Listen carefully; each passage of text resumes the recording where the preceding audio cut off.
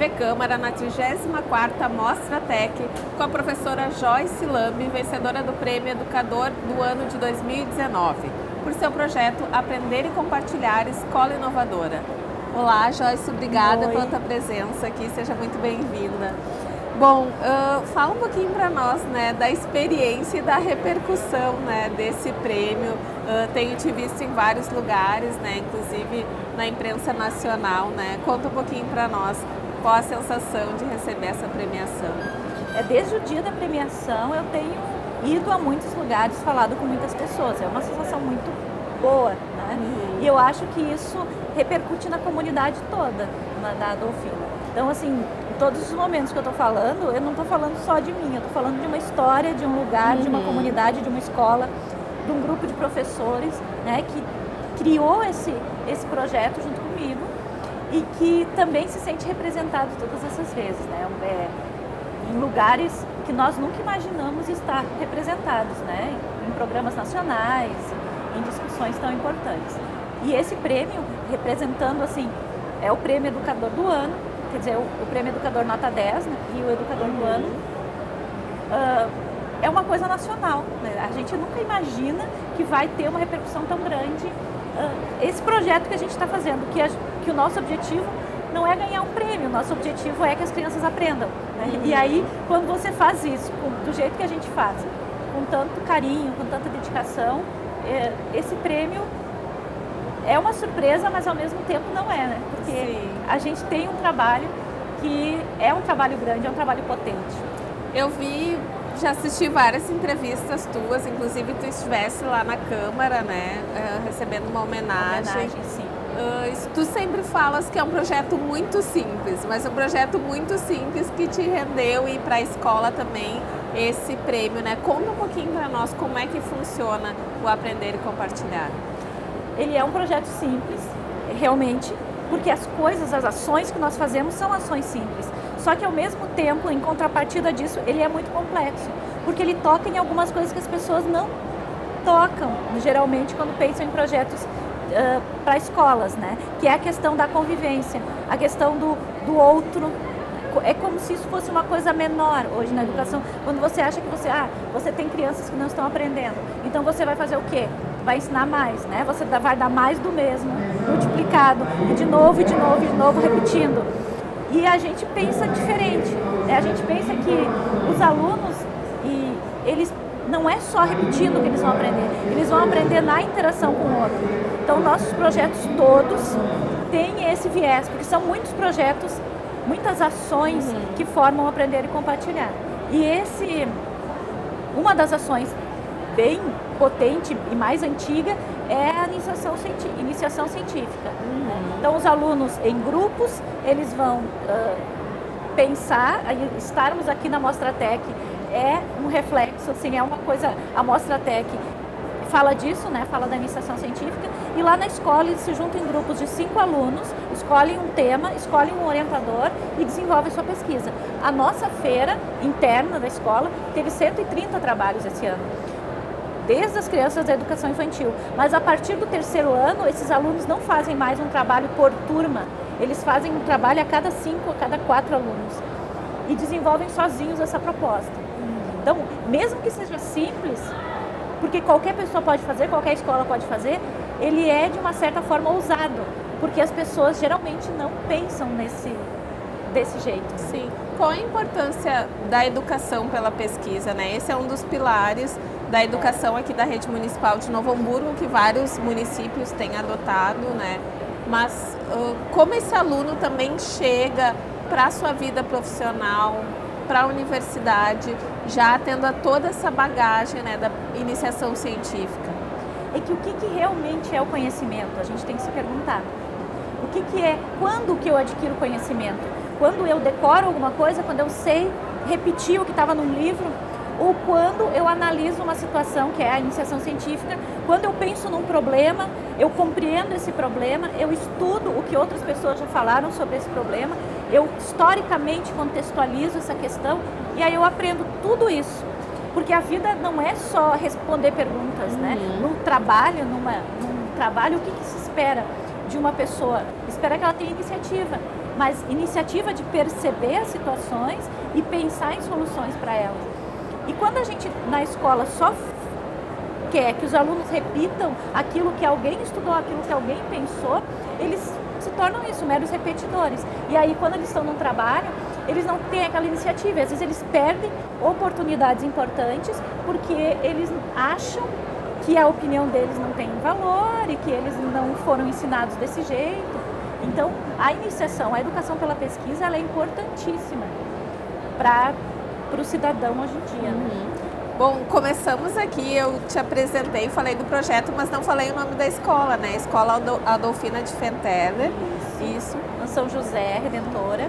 E tu falaste também, vi várias vezes, do entorno da escola, das condições dos alunos e da comunidade quando tu chegaste lá, né? O que mudou nesse período? Assim, a proposta da escola, ela muda a escola, os alunos e essa comunidade vai mudar seu entorno depois, né? Porque às vezes as pessoas acham que é preciso que o entorno se modifique porque ele é responsável pelas coisas ruins que estão acontecendo na escola. Mas isso não é uma escola não consegue, de uma certa forma, em tempo, mudar a comunidade toda e o entorno que às vezes é violento, que às vezes é repressor, como é que nós vamos mudar isso? Então, o nosso foco é trabalhar com os alunos. E a transformação desses alunos dentro da escola, a transformação da escola, ela vai aos poucos transformando o entorno. A educação é um projeto de longo prazo. Isso não tem como fazer educação, fazer um projeto hoje em 1 ano ou 2 anos, né? Porque os primeiros 2 ou 3 anos são de muita angústia quando a gente trabalha um novo projeto. Porque é o momento em que tudo que nós propomos, o que nós desenvolvemos está sendo questionado, porque os resultados não começaram a aparecer. Hoje, quando a gente tem esse grande resultado do projeto, as pessoas ficam olhando para nós perguntando, mas o que vocês estão fazendo de diferente, né? E antes a gente fazia a mesma coisa, só que as pessoas não olhavam com esse olhar. E não conheciam não também, conheciam, né? E não achavam que era possível. Essa que é a questão. Às vezes as escolas não acham que é possível transformar aquela realidade, porque a gente ouve na mídia e ouve o tempo todo que a escola pública é ruim, que os alunos não aprendem, e que eles não aprendem porque eles não têm condição social muito precária, eles estão em vulnerabilidade, eles não comem, eles não estudam, eles não têm leituras, eles não têm nada. E aí você está nesse lugar e você acha que realmente, o que eu vou fazer se eles têm tudo isso contra? E aí que está a questão, a gente tem que fazer ali dentro da escola. Tudo dentro da escola é pensado para que esses alunos sejam protagonistas, que eles tenham outras perspectivas, que eles consigam se enxergar, que eles consigam se encontrar. E a nossa esperança é que isso, de uma certa forma, transforme a vida deles e transforme o entorno. Eu conversei aqui, né, no estúdio com a secretária Maristela antes, e nós falávamos da importância de se ter esse diagnóstico da comunidade, né? Porque às vezes é muito injusto, por exemplo, tu teres um indicador único que mede uma escola da região central, com escolas de diferentes realidades, Sim. né? Como é que tu vês esses indicadores que já puxaram tantas escolas para baixo, né? E a importância de se ter esse diagnóstico mais preciso das comunidades escolares? Eu particularmente acho que os indicadores nacionais, eles são importantes, porque são maneiras que o MEC, né, que o Ministério consegue enxergar as escolas, porque eles estão muito longe. Mas é importante que as escolas tenham seus próprios indicadores, né? Elas criem dentro. Por exemplo, nós tínhamos uma questão lá em 2012 de alfabetização inicial. A gente tinha um problema, os alunos não estavam se alfabetizando no tempo previsto. E aí o que a gente fez? A gente criou o nosso próprio indicador, né? Nós olhamos a nossa estrutura, os nossos problemas, o que nós tínhamos de aluno e tentamos organizar o nosso olhar. Então, a gente utilizou uma questão, né, da alfabetização, que são os níveis de escrita dos alunos, e fez uma primeira medida ali. E aí a gente viu nossos problemas. Então, nós criamos o nosso próprio indicador para mostrar para nós quando nós estamos melhorando ou não melhorando, né? E eu acho que às vezes as escolas não têm isso. Elas não têm esses marcadores próprios, porque você faz um projeto, mas como é que você sabe realmente que os teus alunos melhoraram? Tem que ter uma coisa científica, é isso que eu digo também. A educação científica, ela não é só para os alunos pesquisarem, mas ela é para os professores e para a gestão pesquisarem a própria escola. A gente faz isso, a gente pesquisa a nossa própria escola, analisa cientificamente os nossos dados e tenta prover outros projetos. Joyce, agora queria te perguntar, assim, saindo um pouco da questão da educação pública, mas eu tenho um filho de 5 anos, né, que vai para o primeiro ano, o ano que vem, e eu vejo de muitos pais uma ansiedade muito grande na alfabetização das crianças, né? Mas nós temos idades diferentes e tem um período de corte. Sim. Né? Qual a importância desse período de corte e dos pais também não passarem essa ansiedade, né? Que as crianças têm que aprender a lerem logo, né? Que isso não vai fazer diferença na sua vida futura. Eu acho que a leitura, o que os pais querem ver é o seu filho logo lendo letras, né?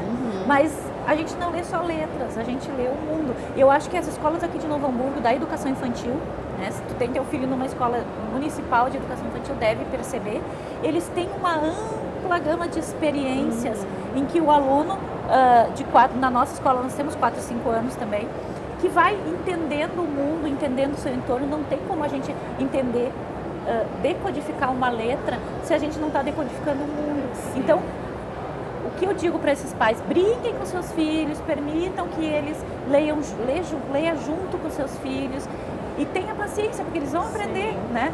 E deixar porque as escolas, né, sabem o que estão fazendo, né? Os professores que estão lá sabem o que estão fazendo. E às vezes os pais meio que atropelam um pouco e deixam a criança nervosa, e deixam ansiosa, e deixam o professor, né?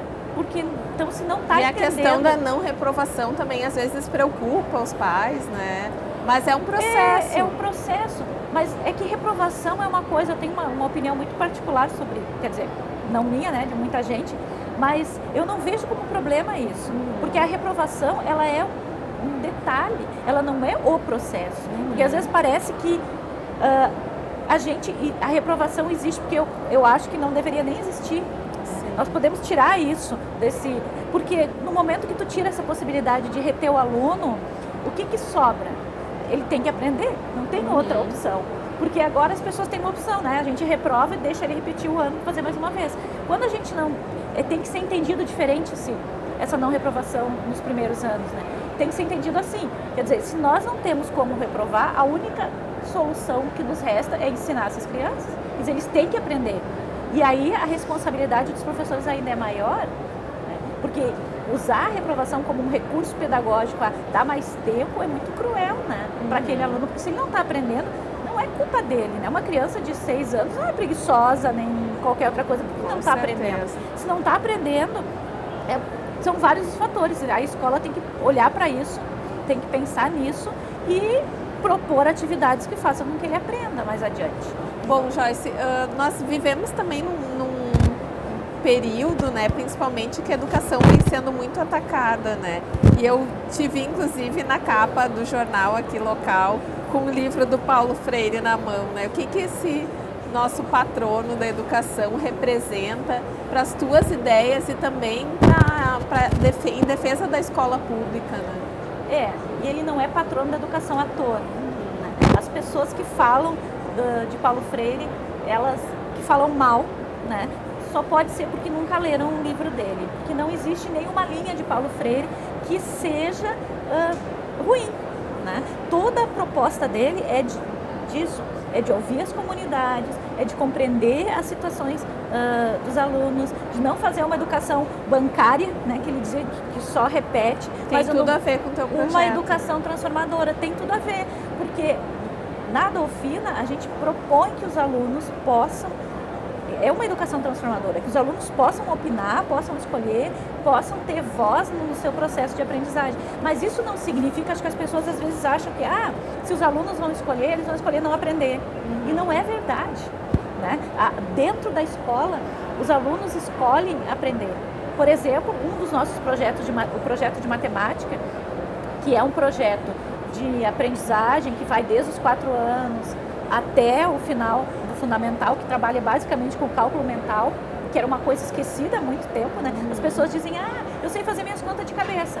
Mas a criança vai para a escola e ficam fazendo ela repetir continha, repetir um algoritmo sem pensar sobre ele. E esses alunos, os alunos estavam no 6º ano e numa assembleia, eles disseram, não, nós queremos aprender mais matemática. Nós queremos aprender uma matemática diferente para poder dar conta dos problemas que estão aparecendo agora, porque a matemática que estamos ensinando não está nos ajudando. Quando a gente chega no 6º ano, a gente não sabe. E eles foram dizendo isso, e foi uma demanda, foi para a conferência, foi aprovada. Tem um projeto de matemática na escola que já deu muitos resultados.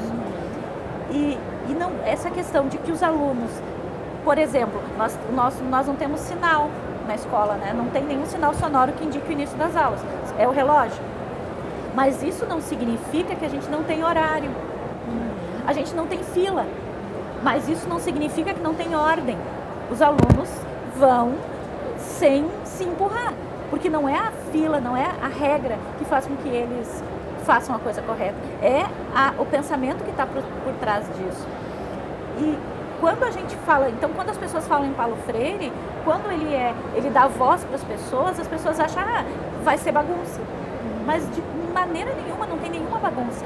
É muito mais sério um trabalho em que os alunos estão implicados com autoria, com protagonismo, do que um projeto que eles só repitam as coisas. E aqui a própria Mostratec é um exemplo de engajamento, né, de estudantes do mundo inteiro que estão aqui porque querem, né?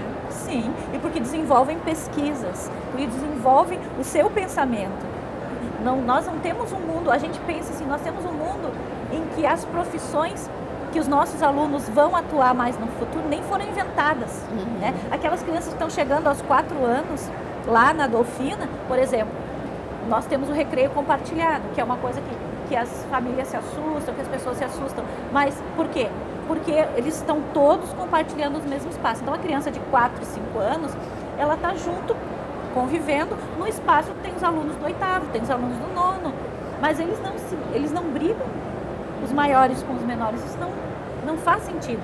Sim. Né? Os conflitos que se dão são os conflitos de mesma idade, que é os conflitos que dariam em qualquer recreio, que dariam em qualquer... Isso, né? E quando acontece isso, geralmente são os menores que estão incomodando os maiores, e eles vêm para nós, os maiores, olha, professor, aqueles ali já passaram do limite com a gente, e aí a gente vai, faz uma mediação, conversa. Mas tu imagina a potência que tem para uma criança de 5 anos. Por exemplo, todo dia que ela sai, ela tem uma gama de escolhas. Ela pode ir no Fla-Flu, ela pode jogar ping-pong, ela pode ir na biblioteca, ela pode ir na pracinha, ela pode ir no refeitório, ela pode subir no 3º andar, ela pode ficar sentada na porta da sala. Quer dizer, a cada dia é uma decisão. E um dos problemas que nós temos é que os alunos pequenos, eles vêm para a escola sem tomar decisões, porque em casa eles não tomam decisão nenhuma, né? Tudo é dado, tudo é feito, tudo é mastigado. E ali eles estão tomando decisões. A importância deles serem independentes. Isso, e o quanto isso modifica as estruturas deles, cerebrais até, para que quando eles estão na aprendizagem, é que a gente vê o resultado desses alunos independentes, desses alunos que se responsabilizam pela sua aprendizagem, que não esperam que alguém diga que alguém diga. Isso acontece no recreio. Então, por isso, quando eu digo que o nosso projeto é simples, porque ele trabalha com aquelas coisas que acontecem no cotidiano. E a gente dá outro significado para elas e estuda as diferenças que acontecem. Essa semana a gente teve uma semana de assembleias pré-conferência. E nós conversamos entre nós lá e dissemos, puxa vida, os nossos alunos até o 3º ano foram os que mais deram opiniões e os que mais falaram nas assembleias, os que mais defenderam as suas ideias. Que levantavam, pegavam o microfone e defenderam as suas ideias. E os alunos maiores, né, não estavam defendendo tanto. E aí a gente pergunta por quê? O que acontece depois que eles crescem, que eles não estão falando mais, ou o que a gente modificou no trabalho com os alunos menores, que eles estão tão autorizados a falar agora. Então, tudo isso a gente estuda. Com certeza. Tu percebes que esse prêmio é um incentivo para os demais profissionais de educação da rede? Ah, claro. É possível, existem muitos trabalhos bons na rede municipal, né? Outras pessoas também da rede já ganharam prêmios, né? As escolas de educação infantil ganham muito seguidamente e tem um projeto muito interessante, inovador, eu acho que até no Brasil inteiro. que é um projeto de desemparedamento, que é bem bom de ouvir falar. E os outros profissionais do fundamental, que fazem pequenas iniciativas, eles também se sentem valorizados, porque nós temos uma escola de Novo Hamburgo, que, né, finalista de um prêmio tão importante. Então é possível, as nossas iniciativas são possíveis de serem vistas, né, se a gente inscrever. É que as pessoas às vezes nem inscrevem seus trabalhos, né? Ficam com medo. Joyce, a gente também tem uma grande redução de pessoas que têm vontade de serem professores e profissionais da educação, né? Qual o recado que tu deixa para essas pessoas, né, que às vezes têm vontade ou se pegam na questão financeira, né? Olha, eu não tenho como resolver a questão financeira, né? Porque é uma tristeza que no nosso país a valorização dos professores seja tão pequena, né? Porque a gente é valorizado em momentos de dia de professor e tudo mais. Mas aonde que é com recurso, com alocação de dinheiro para melhoria dos salários dos professores, é bem difícil. Então, o que eu posso dizer para essas pessoas que querem ser professores hoje em dia? Que a educação é um lugar de pessoas corajosas, né? As pessoas têm que ser corajosas, têm que querer fazer uma transformação, porque na escola, e a escola pública precisa, né? O nosso país precisa de bons professores, de professores jovens que vão, porque eu, por exemplo, já estou me aposentando daqui a pouco, né? Não tenho mais muito tempo de atuação. Mas esses professores jovens que estão entrando agora, eles têm que pegar essa linha de um professor combativo, de buscar os seus direitos e de lutar pela educação pública de qualidade. Porque sempre, o que é muito triste, né? Sempre quando a gente fala de um problema na educação, qual é o problema? Os professores não são formados adequadamente, os professores não são bons, sempre esse é o primeiro problema que se diz, né? E não é verdade, tem professores muito capazes e tem professores que são capazes, mas não estão conseguindo produzir porque nas escolas, a gestão, a direção das escolas também não ajuda, né? Não colabora para isso. Então, para ser professor hoje no Brasil tem que ser uma pessoa de coragem, tem que ser uma pessoa combativa, mas por outro lado é uma profissão muito, muito, muito gratificante. Eu hoje, aparecendo na mídia e existindo o Facebook, que era uma coisa que não existia quando eu comecei, né? Eu tenho visto muitos ex-alunos meus me procuram e escrevem, né, no Face, que lembram das minhas aulas. Então, essas coisas, não sei que outra profissão dá essa gratificação. Qual é a outra profissão que dá essa gratificação tão poderosa, né? Esse retorno tão poderoso, as pessoas te encontrando e dizendo, você foi minha professora. É uma lembrança para a vida, lá em 92, né? Imagina, eu comecei a trabalhar em 91. As pessoas que foram meus alunos em 92, durante um ano só, ainda lembram de mim. Então, isso é uma coisa muito maravilhosa. Bom, vou pedir então, agradecer demais a tua participação aqui e pedir para que tu deixe um recado então para esses jovens cientistas que estão aqui na Mostratec. Olha, continuem pesquisando, porque a escola, e continuem levando essas pesquisas para dentro da escola e querendo que na sua escola, que a escola seja uma escola pesquisadora, né? Que todo mundo pesquise, porque não existe um futuro, né, sem a ciência, sem a tecnologia e sem essa curiosidade pelo mundo. A gente tem aqui crianças da educação infantil, né? Sim. Olha que coisa mais linda. Tá certo, Joyce. Muito obrigada. Obrigada. Essa foi a professora Joyce Lame, vencedora do Prêmio Educadora Nota 10. Em breve estaremos de volta com mais convidados aqui no estúdio da TV Câmara da 34ª Mostratec.